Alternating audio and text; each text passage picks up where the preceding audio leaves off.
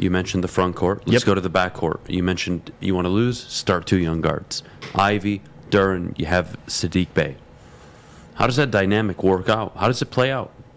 Along with a Killian Hayes who looks hungry, more aggressive, yada, yada, yada, everything we've heard in preseason about this kid. There's only one basketball. Yep. There is only a certain amount of minutes. You can't play them all at the same time because it just doesn't make sense. They don't fit. They don't play well with each other. You need more spot-up shooters when when Cade Cunningham or Jaden Ivey are on the court. So that is an interesting conversation that I want to have because what are we looking at? 32, 34 minutes a night for Cade? Yeah, no question. 28, 26 minutes a night for the rookie Ivy? Maybe more? Maybe closer to 30, yeah.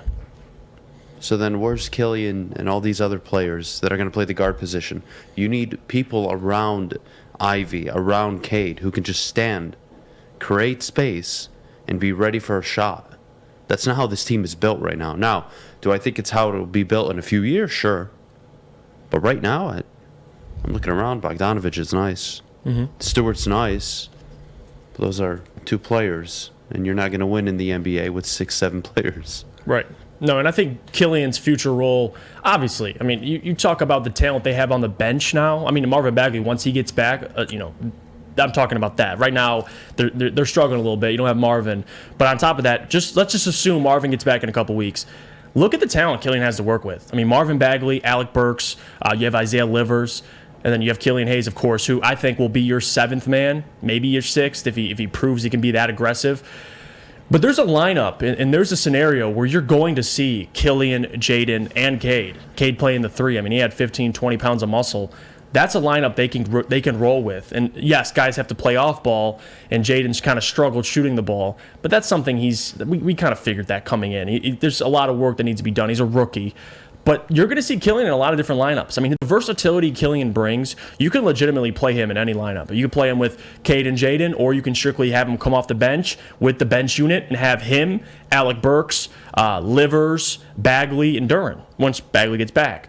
So there's a lot of different situations you can put Killian in. I think he's going to be one of those guys that you can rely on in terms of his defense, his passing ability, his basketball IQ. Now, the offensive ability we're seeing in the preseason, we'll see how it can translate.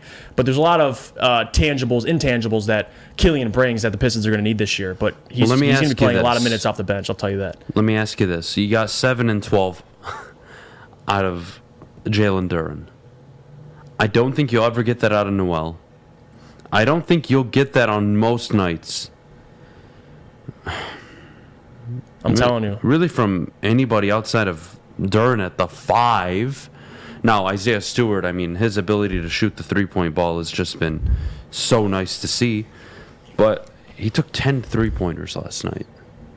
And that's preseason. I don't want to see that. No, I think that was more but he was 4-10. I mean, he made 40%. Yeah. Give me that all day. But that is so odd. But I think every day that goes by, he's becoming more and more of a 4. And I think there is multiple rotations where him and Duren are on the court together. Not often, but at moments when they need to go big.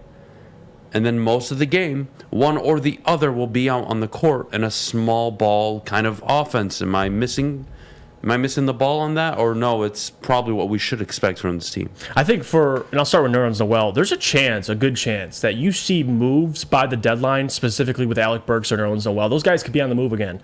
And so with Duren, that's why I'm saying right now I'm going to plant my flag. I think Duren takes those minutes from Nerlens Noel because Nerlens was supposed to be the bridge because we didn't see Jalen Duren play, obviously, other than Summer League. So people were just unsure. Like, is he going to see time in the G League? Is this a guy who's going to be able to play right away? He's the youngest player in the draft. He's very raw.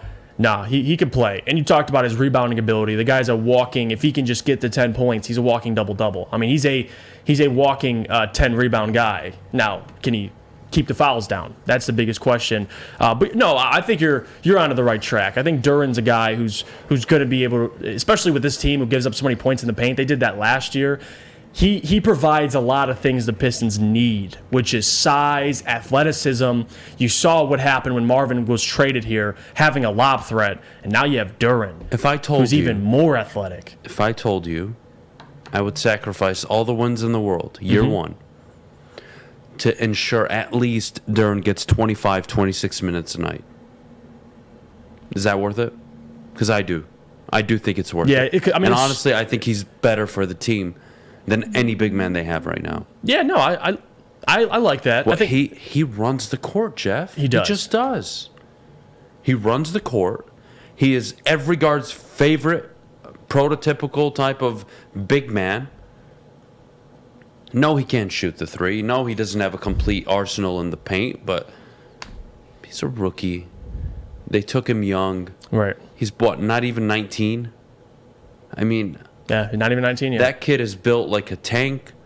You want to talk about body structure? Looks like Dwight Howard for all intensive purposes. That was kind of his comparison as well. Physically. I'm loving it. I want to give him every opportunity to shine. I'm not worried about the wins and losses. Show me Cade taking the next step. Ivy being what we expect him to be. Duren becoming more than what most people would even think he could be. I'm all for it, man. I see it. I can definitely see it. You can buy me in when I can see it.